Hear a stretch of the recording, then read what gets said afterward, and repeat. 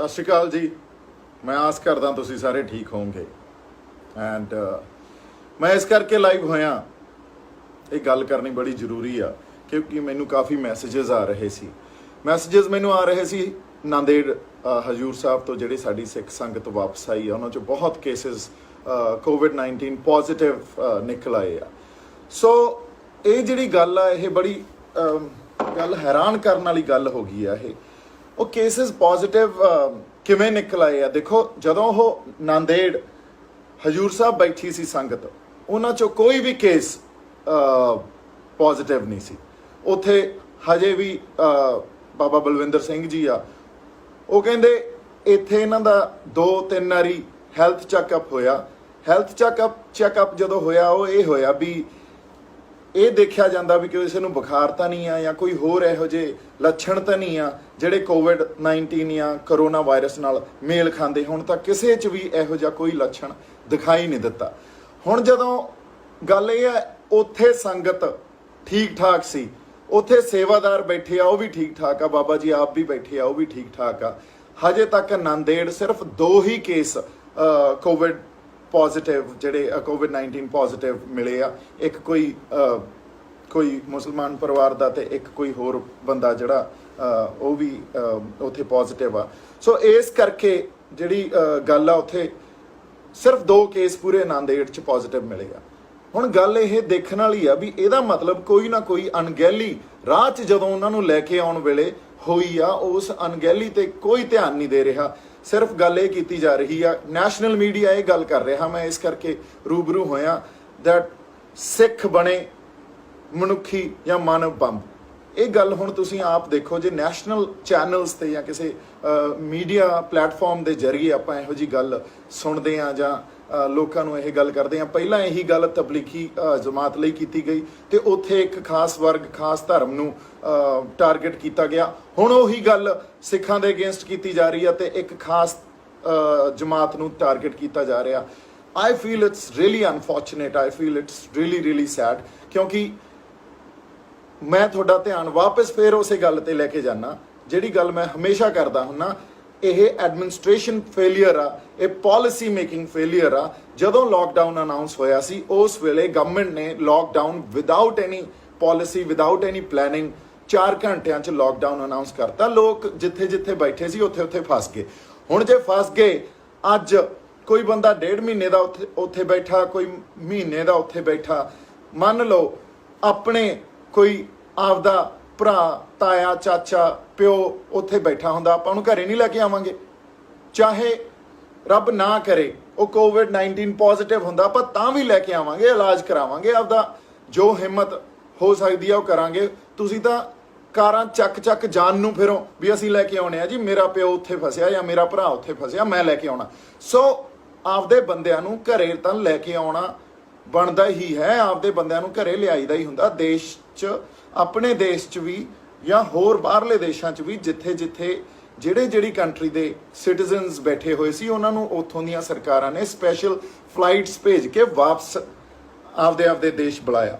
So which is now what is important here? The important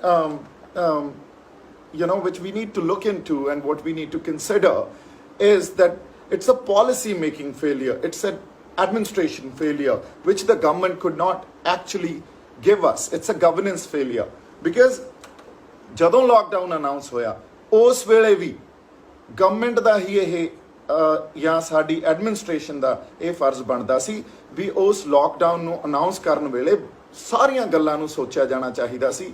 ਹਰ ਗੱਲ ਨੂੰ consider ਕਰਕੇ, ਹਰ situation ਨੂੰ ਕੰਸੀਡਰ ਕਰਕੇ ਲੋਕਡਾਊਨ ਅਨਾਉਂਸ ਕਰਨਾ ਚਾਹੀਦਾ ਸੀ, ਤਾਂ ਕਿ ਹੋ ਸਕਦਾ ਆਪਾਂ ਉਹ ਲੋਕਡਾਊਨ ਹੋਰ 1-ਅੱਧਾ ਦਿਨ ਲੇਟ ਕਰ ਦਿੰਦੇ, ਪਰ ਲੋਕ ਆਪਦੇ ਟਿਕਾਣਿਆਂ ਤੇ ਆਪਦੇ ਘਰੋਂ ਘਰੀ ਪਹੁੰਚ ਗਏ ਹੁੰਦੇ।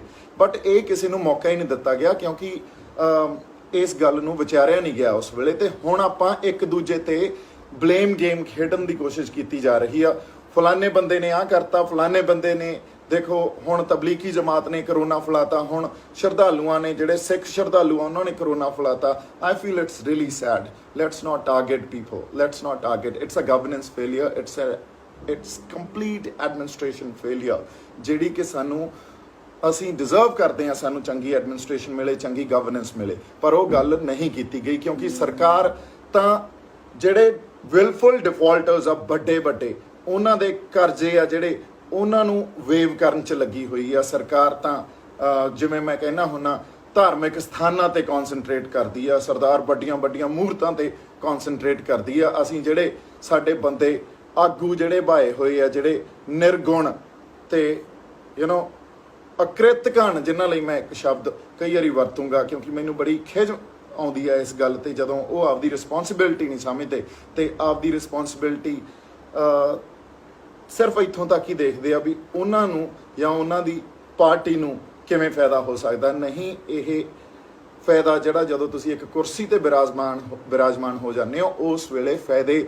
ਸਿਰਫ ਤੁਹਾਡੇ ਤੱਕ ਜਾਂ ਤੁਹਾਡੇ ਲੋਕਾਂ ਤੱਕ ਸੀਮਿਤ ਨਹੀਂ ਹੁੰਦੇ। ਉਦੋਂ ਹਰ ਵਰਗ ਦਾ, ਹਰ ਬੰਦੇ ਦਾ, ਹਰ ਇਨਸਾਨ ਦਾ ਭਲਾ ਸੋਚਣਾ ਪੈਂਦਾ। ਸੋ ਇਸੇ ਕਰਕੇ ਸਟੇਟਸਮੈਨ ਪੈਦਾ ਕਰਨੇ ਜ਼ਰੂਰੀ ਹੈ। ਇਸ ਕਰਕੇ ਲੀਡਰਸ, ਪੋਲੀਟੀਕਲ ਲੀਡਰਸ ਨੂੰ ਪੋਲੀਟੀਕਲ ਲੀਡਰਸ ਤੋਂ ਉੱਤੇ ਉੱਠ ਕੇ ਸਟੇਟਸਮੈਨ ਬਣਨਾ ਚਾਹੀਦਾ। ਸੋ ਮੈਂ ਜਿਹੜੀ ਗੱਲ ਤੁਹਾਨੂੰ ਅੱਜ ਇਹ ਕਹਿਣਾ ਚਾਹਣਾ, ਸਰਦਾਰ ਨਿਰਮਲ ਸਿੰਘ ਖਾਲਸਾ ਜੀ ਇਸ ਦੁਨੀਆ ਤੋਂ ਵਿਦਾ ਹੋਏ ਜਾਂ ਉਸ ਵੇਲੇ ਉਹਨਾਂ ਦੇ ਪਿੰਡ ਦੇ ਬੰਦਿਆਂ ਨੇ ਉਹਨਾਂ ਨੂੰ ਸੰਸਕਾਰ ਕਰਨ ਲਈ ਅਲਾਉ ਨਹੀਂ ਕੀਤਾ।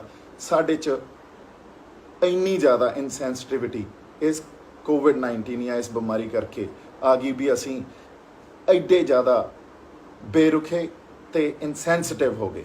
ਹੁਣ ਉਹੀ ਬੇਰੁਖੀ ਤੁਸੀਂ ਫੇਰ ਵਾਰ-ਵਾਰ, ਮੈਨੂੰ ਇੱਕ ਬੰਦੇ ਨੇ ਮੈਸੇਜ ਕੀਤਾ, ਕੋਈ ਬਾਂਸਲ ਆ ਬਠਿੰਡੇ ਤੋਂ, ਬਾਈ ਹੁਣ ਨਹੀਂ ਬੋਲਦਾ, ਦੇਖੋ ਹੁਣ ਤੁਸੀਂ ਆ ਇੰਨੇ ਹਜੂਰ ਸਾਹਿਬ ਵਾਲੇ ਬੰਦੇ ਸਾਰੇ ਕੋਵਿਡ-19 ਪੋਜ਼ਿਟਿਵ ਲਿਆਤੇ, ਇਹਨਾਂ ਨੇ ਸ਼ੁਰੂਆਤ ਸ਼ੁਰੂ ਕਰਤੀ, ਬਠਿੰਡੇ 'ਚ ਤਾਂ ਕੋਈ ਕੇਸ ਨਹੀਂ ਸੀ।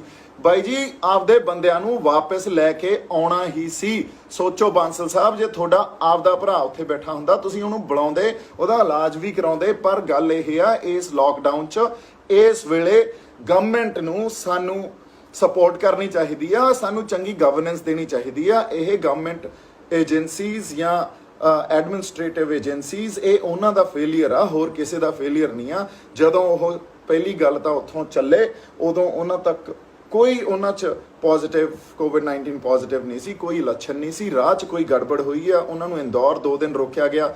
ਐਨੀਵੇਜ਼, ਗੜਬੜ ਕਿਸੇ ਨੇ ਜਾਣ ਕੇ ਨਹੀਂ ਕੀਤੀ, ਅਣਗਹਿਲੀ ਹੋਈ ਆ। ਜਦੋਂ ਅਣਗਹਿਲੀ ਹੋ ਗਈ ਤਾਂ ਇਸ ਟਾਈਮ ਜਦੋਂ ਉਹ ਆਏ, ਪਹਿਲਾਂ ਉਹਨਾਂ ਨੂੰ ਪੰਜਾਬ 'ਚ ਵੀ ਕੁਆਰੰਟਾਈਨ 'ਚ ਰੱਖਣਾ ਚਾਹੀਦਾ ਸੀ। ਇਹ ਕਾਮਨ ਸੈਂਸ ਸੀ ਜਿਹਨੂੰ ਆਪਾਂ ਕਹਿੰਦੇ ਆ। ਕਿਸੇ ਵੀ ਨਾਰਮਲ ਬੰਦਾ ਵੀ ਇਸ ਗੱਲ ਨੂੰ ਸਮਝ ਸਕਦਾ ਵੀ ਉਹਨਾਂ ਨੂੰ ਘਰੋਂ ਘਰੀ ਨਾ ਭੇਜੋ। ਪਹਿਲਾਂ ਉਹਨਾਂ ਨੂੰ ਘਰੋਂ ਘਰੀ ਭੇਜਿਆ ਗਿਆ, ਉਦੋਂ ਬਾਅਦ ਬੁਲਾ ਕੇ ਤੁਸੀਂ ਉਹਨਾਂ ਦਾ ਟੈਸਟ ਕਰਦੇ ਹੋ 2 ਦਿਨਾਂ ਬਾਅਦ। It makes no sense. then you are not breaking the chain has already gone further। so ਜਦੋਂ ਉਹ ਆਉਂਦੇ, ਉਹਨਾਂ ਦਾ ਕੋਵਿਡ-19 ਟੈਸਟ ਤੁਸੀਂ ਕਰੋ, ਉਦੋਂ ਬਾਅਦ ਤੁਸੀਂ ਇਹ ਦੇਖੋ ਵੀ ਉਹ ਸਹੀ ਸਲਾਮਤ ਆ, ਤੰਦਰੁਸਤ ਆ, ਤਾਂ ਘਰੋਂ ਘਰੀ ਭੇਜ ਦਿਓ। ਜੇ ਨਹੀਂ ਆ ਤਾਂ ਉਹਨਾਂ ਨੂੰ ਕੁਆਰੰਟਾਈਨ 'ਚ ਰੱਖੋ। ਸੋ ਉਹਨਾਂ ਨੂੰ ਕੁਆਰੰਟਾਈਨ 'ਚ ਰੱਖਣਾ ਜਾਂ ਕੰਪਲਸਰੀ ਕੁਆਰੰਟਾਈਨ 'ਚ ਰੱਖੋ। 14 ਦਿਨਾਂ ਬਾਅਦ ਐਟਲੀਸਟ ਆਪਦੇ ਟਿਕਾਣਿਆਂ ਤੇ ਉਹ ਜਾ ਸਕਦੇ ਆ। ਬਿਕਾਜ਼ ਆਪਾਂ ਨੂੰ ਹਜੇ ਤੱਕ ਵੀ ਸ਼ੋਰ ਨਹੀਂ ਆ ਆਪਾਂ ਕਿੰਨੀ ਦੇਰ ਅੱਗੇ ਇਸ ਲੋਕਡਾਊਨ 'ਚ ਰਹਿਣਾ। ਸੋ ਮੈਂ ਇਹੀ ਗੱਲ ਕਹੂੰਗਾ, ਇਨਸਾਨੀਅਤ ਨੂੰ ਸਮਝੋ। ਗੱਲਾਂ ਇਹਨਾਂ ਧਰਮਾਂ ਤੋਂ, ਇਹਨਾਂ ਜਿਹੜੀਆਂ ਰਾਜਨੀਤਿਕ ਚੀਜ਼ਾਂ ਤੋਂ ਜਾਂ ਸਟੇਟਮੈਂਟਸ ਤੋਂ ਉੱਤੇ ਉੱਠ ਕੇ ਸੋਚੋ। ਜਿਹੜਾ ਮੀਡੀਆ ਸਾਡਾ ਪੰਜਾਬ ਦਾ ਮੀਡੀਆ ਜਾਂ national media, I really request, ਤੁਸੀਂ ਆਪਦੀ ਰਿਸਪੌਂਸਿਬਿਲਿਟੀ ਨੂੰ ਸਮਝੋ। ਤੁਸੀਂ ਇਹ ਗੱਲ ਨਾ ਕਹੋ ਸਿੱਖ ਸ਼ਰਧਾਲੂਆਂ ਨੇ ਕਰੋਨਾ ਫੈਲਾਇਆ, ਕਿੱਡੀ ਮਾੜੀ ਗੱਲ ਆ ਇਹ। ਕਿਸੇ ਸਿੱਖ ਸ਼ਰਧਾਲੂ ਨੇ ਕਰੋਨਾ ਜਾਣ ਕੇ ਨਹੀਂ ਫੈਲਾਇਆ, ਕਿਸੇ ਸਿੱਖ ਸ਼ਰਧਾਲੂ ਨੂੰ ਕਰੋਨਾ ਜਾਣ ਕੇ ਨਹੀਂ ਹੋਇਆ। ਕਿਸੇ ਦੀ ਕੋਈ ਸਾਜ਼ਿਸ਼ ਨਹੀਂ ਆ, ਅਣਗਹਿਲੀ ਆ, ਪੂਅਰ ਗਵਰਨੈਂਸ ਆ, ਪੂਅਰ ਐਡਮਿਨਿਸਟ੍ਰੇਸ਼ਨ ਆ, ਪੂਅਰ ਪਾਲਿਸੀ ਮੇਕਿੰਗ ਆ। That's what it is. ਅਗਲੀ ਗੱਲ ਜਿਹੜੀ ਮੈਂ ਤੁਹਾਨੂੰ ਇਹ ਕਰਨਾ ਚਾਹੁੰਦਾ, ਦੇਖੋ ਮੇਰੇ ਇਹ ਬਹੁਤ ਖਟਕਦੀ ਆ, ਇਹ ਜ਼ਿਹਨ 'ਚ, ਮੇਰੇ ਦਿਮਾਗ 'ਚ ਖਟਕਦੀ ਆ।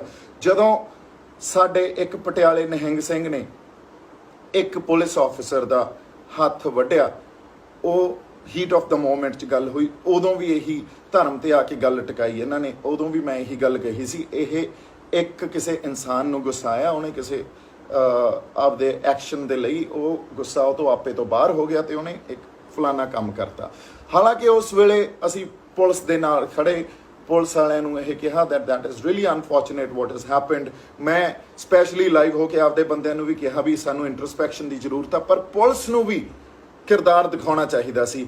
ਉਹਨਾਂ ਬੰਦਿਆਂ ਨੂੰ ਤੁਸੀਂ ਰਿਮਾਂਡ ਲੈ ਕੇ ਕੁੱਟ ਕੇ ਉਹਨਾਂ ਨੂੰ ਨੰਗੇ ਸਿਰੀ ਬੁਰਾ ਹਾਲ ਕਰਕੇ ਉਹਨਾਂ ਨੂੰ ਕੋਰਟ 'ਚ ਪੇਸ਼ ਕਰਦੇ ਹੋ, ਤੁਹਾਡਾ ਜਿਹੜਾ ਕੈਰੈਕਟਰ ਤੇ ਸਵਾਲ ਵੀ ਉੱਠਦੇ ਆ। ਸੋ ਸਾਨੂੰ ਜਿਹੜੇ ਕੈਮਰਿਆਂ ਦੇ ਸਾਹਮਣੇ ਗੱਲਾਂ ਆ ਜਾਂਦੀਆਂ ਉਹ ਤਾਂ ਦੇਖਦੀਆਂ, ਜਦੋਂ ਕੈਮਰਿਆਂ ਦੇ ਪਿੱਛੇ ਥਾਣਿਆਂ 'ਚ ਜਿਹੜੀਆਂ ਗੱਲਾਂ ਹੁੰਦੀਆਂ ਉਹਨਾਂ ਤੇ ਕੋਈ ਸਵਾਲ ਨਹੀਂ ਕਰਦਾ। ਸੋ ਗੜਬੜ ਹਰ ਕਿਤੇ ਹੀ ਪਈ ਆ, ਗੜਬੜ ਸਮਾਜ 'ਚ ਵੀ ਆ, ਗੜਬੜ ਮੇਰੇ ਖਿਆਲ 'ਚ ਸਾਡੇ ਐਡਮਿਨਿਸਟ੍ਰੇਸ਼ਨ ਯੂਨਿਟਸ 'ਚ ਵੀ ਆ। ਤਾਂ ਇਸੇ ਗੜਬੜ ਨੂੰ ਤਾਂ ਸੰਭਾਲਣਾ, ਇਸੇ ਕਰਕੇ ਐਜੂਕੇਸ਼ਨ ਜ਼ਰੂਰੀ ਆ, ਇਸੇ ਕਰਕੇ ਝੋਟੇ ਕੁੱਟ ਪੈਦਾ ਕਰਨੇ ਬੰਦ ਕਰੋ ਐਂਡ ਚੀਜ਼ਾਂ ਨੂੰ ਇੱਕ ਬਾਕਸ ਤੋਂ ਬਾਹਰ ਮੇਰੇ ਖਿਆਲ 'ਚ always think outside the box, consider the other side of both the aspects, consider both the aspects always and try to understand it critically.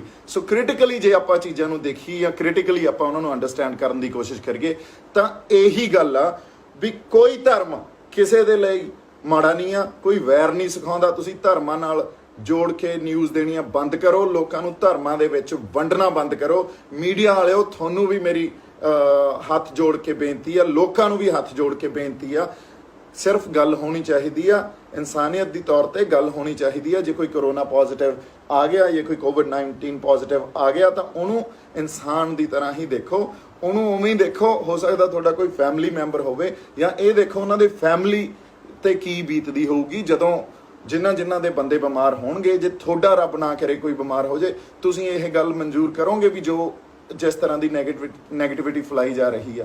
ਸੋ ਮੈਨੂੰ ਬੜੀ ਖੇਜ ਆਉਂਦੀ ਹੈ ਇਸ ਗੱਲ ਤੇ ਜਦੋਂ ਧਰਮ ਦੇ ਨਾਲ ਜੋੜ ਕੇ ਗੱਲਾਂ ਕੀਤੀਆਂ ਜਾਂਦੀਆਂ।